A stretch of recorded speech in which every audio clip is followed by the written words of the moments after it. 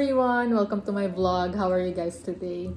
For today's video, I thought it would be fun to read my old Goodreads reviews from 10 years ago. And Pasta is gonna read with me today. um, I just realized it would be fun to take a look at the past.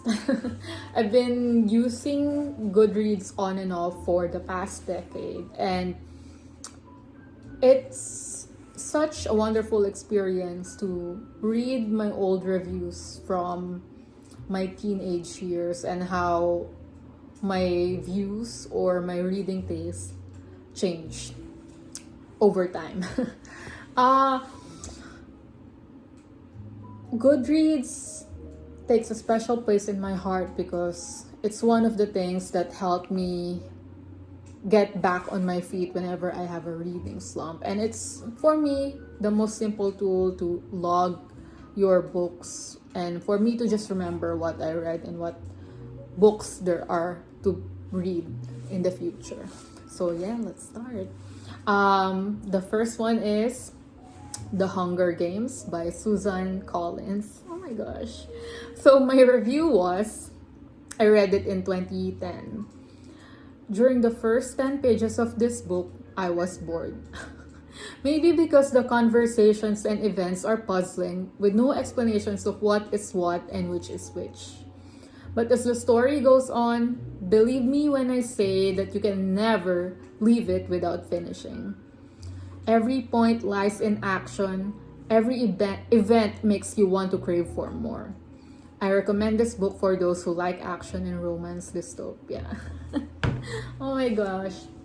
So, obviously, when I said that I was a bit confused about the events, it's because it was my first time reading dystopia, sci-fi-ish novels, and it was such a core memory for me. Because I remember I was maybe 14 or 15, I was reading and devouring that book all night. I refused to sleep because I just can't stop reading, especially when, spoiler alert, when Primrose Everdean's name was called. I was like, such a fun experience. And it's Hunger Games together with my earlier books, which is like Percy Jackson, Harry Potter, Series of Unfortunate Events, and Artemis Fowl. They're like my core books from my teenage years. So fun, and obviously I loved it. I really loved it. Okay, next one. An Abundance of Catherines by John Green. Okay, so to preface, this was a long review. I don't know why I had so many emotions for this book. This isn't even my favorite John Green book, but okay, let's start. 4 stars. An Abundance of Catherines is, I think, the first book I actually gave a review here on Goodreads. For starters, this isn't technically a review. I just wanted to share my feelings about this book. As a recently self-proclaimed John Green fan, I definitely was. I was expecting a lot from this novel, especially after reading The Fault in Our Stars and Paper Dance, which were both super awesome. The story's philosophical contexts are very poignant to the extent that my emotions froze for a second or two after finishing the books. I think I used poignant incorrectly in this sentence, but anyway, they feel more like Socrates or something. I even kind of wrote an essay about life in regards to the concept in The Fault in Our Stars, which in retrospect is admittedly kind of stupid. The essay, I mean, not the book. Anyway, I was slightly obsessed. I craved for more. So drumrolls please. I read and finished this book yesterday. Honestly, disappointment coursed through me when I was halfway reading it. I thought the plot was kind of dull. Don't get me wrong, it's not horrid. Maybe I'm biased here, I definitely was. But John Green certainly does not do the words horrid or corny or typical happy endings, or even, I am a vampire, I want to suck your blood, but I am dumb and I think I love you thing. I think this is in reference to Twilight. No, this book was decent. It just lacked something that didn't set my engines on a roar. And then there's more paragraphs. I was very passionate. In conclusion, John Green never fails to make me think and internalize the meaningful ideas his characters say in his novels. That's why I like him. And that's why I decisively gave this Catherine's book 4 stars. Okay. I think I was just trying to justify my rating because I didn't want to rate a John Green book lower than 4 stars. But I have to admit now, I didn't really like that book. So maybe I was just convincing myself that I liked that book. But anyway, John Green was a very iconic figure among young adults, especially during the early 2010s, because his books were widely popular, and of course, The Fault in Our Stars was the most popular of them. And it was such a wonderful journey with him because during my mid to late teens, I read a lot of his books, and it made me fall in love with reading more because as I grew up, the books that I read also changed with me. And I was one of those kids who just felt the angst and the philosophies of John Green through those very smart, very clever teenagers. So, yes, that was a very passionate review about me justifying my love for Abundance of Catherines. Alright, the next one. Confessions of a Murder Suspect by James Patterson and Maxine Petro. 3 stars. This is the reason why I'm not an avid fan of James Patterson. His writing style just kind of sucks. I'm sorry. Good story though, I am keen about the second book. And then she never read the second book. I honestly don't remember anything about Confessions of a Murder Suspect or anything that's related to James Patterson. I don't think we vibed that much, but I did include this review because it's interesting that you read something, you feel like, it's just okay, and then it just flies away from your head forever. Alright, next one. The Book Thief by Marcus Zusak. It's a short review. I don't know, maybe I was overwhelmed with emotions. 5 stars, last 2013. I cried. Like hell I did. That was just too beautiful. Obviously I barely remember the details of the book, but I do remember crying in the middle of the night when I finished it. And 10 years later, I still remember those feelings, which is very amazing now that you think about it. Because even though you don't remember the words, you remember the emotions, and it's just so wonderful. I remember this book being being intriguing because I think it's one of the first books that introduced me to the Holocaust and my interest in that part of history. So, yeah, and actually he's one of the first authors, aside from John Green, that I tried to delve his other works. I think his other work is I Am the Messenger. But, yeah, The Book Thief was so great, and I still recommend it. I'm not sure if I'm gonna reread it in the near future, but maybe. Okay, next one. Eleanor in Park by Rainbow Rowell. I read it on 2013. 3.5 stars. I guess I'm just not that of a romantic because I didn't cry or had an emotional trauma after reading the book or whatever. But the plot was good. It was good that I didn't get bored reading it. That is all. Perhaps I overestimated the book and expected too much from it, or I'm just a heartless creature who doesn't like cheesy romance. Okay. So Rainbow Rowell was very popular during that time. She wrote a lot of books, and I'm not sure how many, but this is one of her more popular works.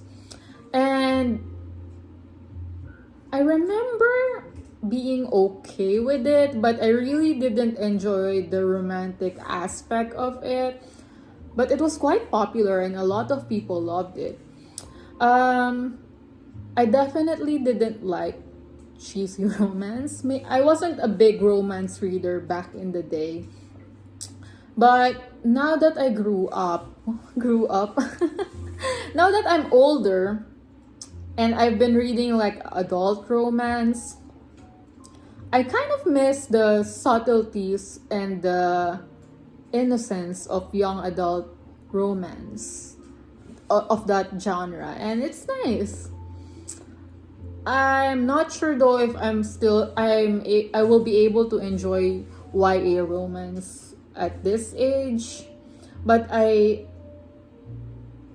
appreciate the fact that there's a lot of innocence and naivety and the beauty of young love in that YA romance, so it's nice. Sorry, Rainbow Rowell. I did enjoy Fangirl by Rainbow Rowell. Okay, next up. Oh my. Love and Misadventure by Langleaf. 1.5 stars. This is a long rant. I'm just gonna try to read a few sentences. It's kind of amusing now that I realized that I read this book not because it's Valentine's Day, but because I was bored and I picked it out of randomness. Thank goodness I didn't read it for the former reason, because I would have been more disappointed. I didn't like this book. I'm gonna skip. Okay. There was nothing wrong with the poems, but what I expected as a literary masterpiece that earned its right to publication and positive reviews turned out to be just a typical collection of short poems pertaining about cheesy and somewhat petty feelings of love. I didn't even feel a philosophical connection with how Langleaf connected her words and phrases. So disappointing. I guess what I'm trying to say here is that the best way to appreciate this book is to be in love. Emotional investment, in my opinion, is the most important part of reading and falling in love with a book. Read from Feb 13 to Feb 14, 2014. Oh, that's definitely Valentine's Day. Oh gosh. Okay. Well, first off, I was a bit of a hypocrite in this review because I wrote here that some people don't get the idea of good literature. But back then, I wasn't a big, and I'm still not a big poetry reader. So that's very pretentious of me. That was very pretentious of me. But I didn't love the book, and I'm sure a lot of people didn't love it. As someone who fell in love with stories, that's why I read, and not necessarily words. I'm not a poetry reader, but as I expanded my reading preferences, I got to slowly admire how novelists or poets write and combine these words and string them into beautifully combined sentences. I mean, like beautifully written sentences, something like that. So thankfully, last November, I was able to read a very nice novel that's in verse form, which is Eugene Onegin by Alexander Pushkin. I didn't know it was poetry until I started it, and I'm very thankful that I stuck it like I went through it, because It was so beautiful, and now I am very thankful for the experience because I was able to read poetry and I be able to admire it. So, yeah, I'm sorry, Langley. It's not just for me, your poems. All right. Next one is Wonder by RJ Palacio. 5 stars. I thought it was just another feel-good book. I didn't expect it to be so beautifully real. I smiled, I laughed, I got teary-eyed, I said "aw" countless times. I delved into the different emotions of the characters that weren't at all pretentious. It's just amazing and truly is a wonder. Read on 2014. Again, I don't remember the plot. I just remember that it's about a young boy who has facial deformities and he just started school. And I remember there was a lot of kindness and empathy in the book, and it was wonderful. It was wonderful. I really love that book, and I think I had a hard copy of it back home. I don't know where it is, but I hope it's in good hands. I hope they read it, and it's a very touching story. So thank you, RJ Palacio. Very recommended as well for both kids and adults. All right, next one. Ask the Passengers by A.S. King. This is very long as well. Oh no, not that long, but it's a bit. Okay, 5 stars. Nobody is perfect. I feel like I just read the John Green book, but not really. A.S. King writes a character so profound but real that it would really strike you deep in a variety of feelings and opinions. It was not just about the issues of homosexuality.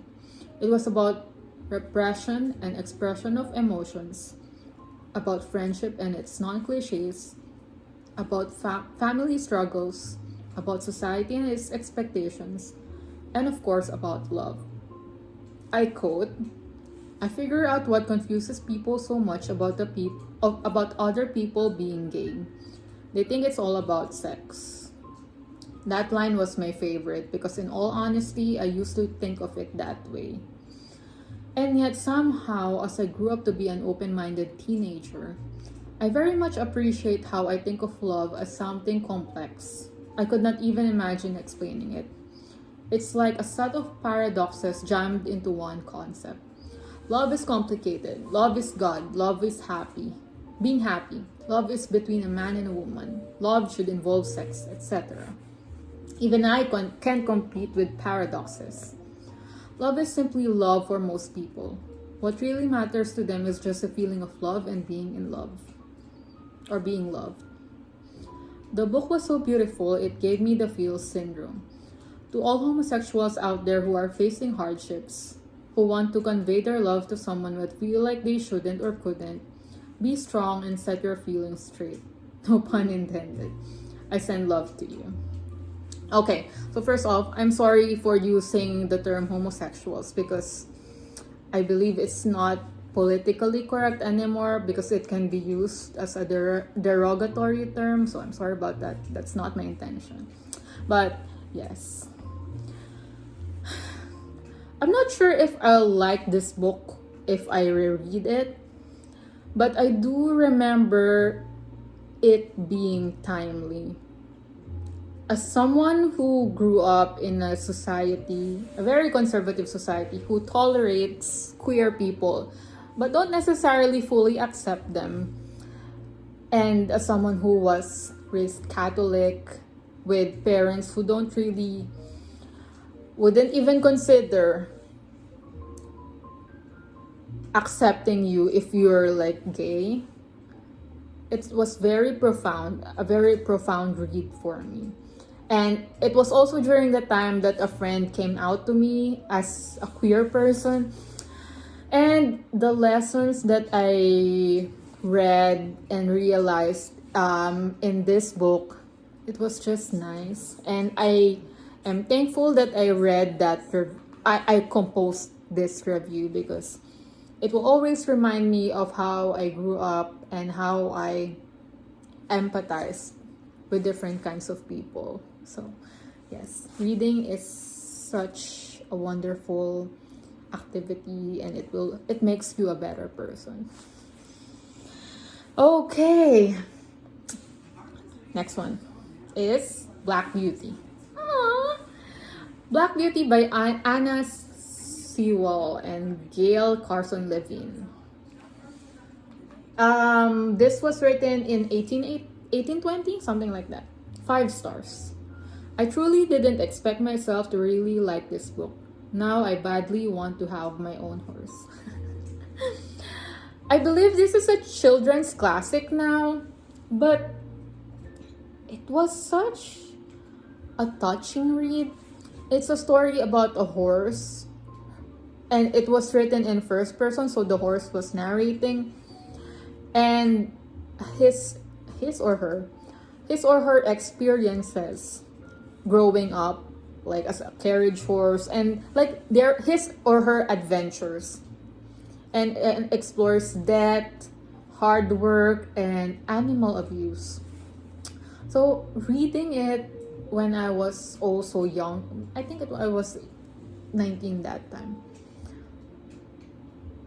It's such a unique read for me that time, and I really loved it. And I'm also glad that I was able to see this review, because if I ever have children, I'm probably gonna let them read this one. Such a nice book. Okay, last one, The Great Divorce by C.S. Lewis. Shout out to my friend who bought me this book from the States, because back in the Philippines there was no copy. So shout out to you. 5 stars.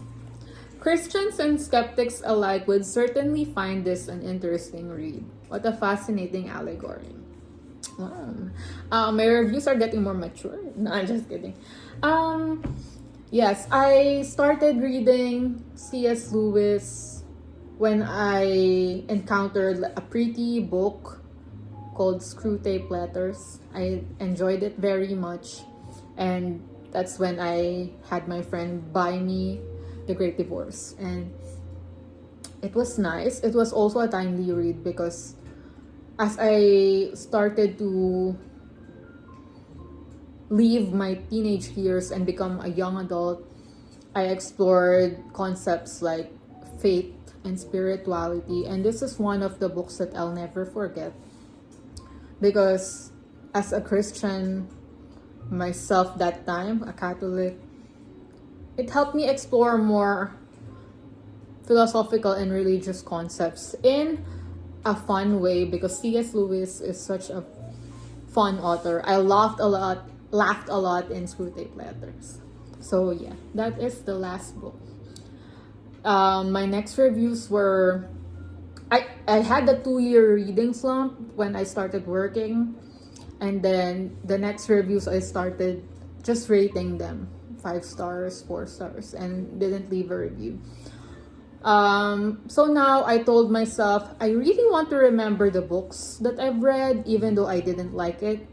So now I'm starting to review every single book that I've read, and who knows, a few years from now I'm going to reread those reviews again and change my mind or still agree with it.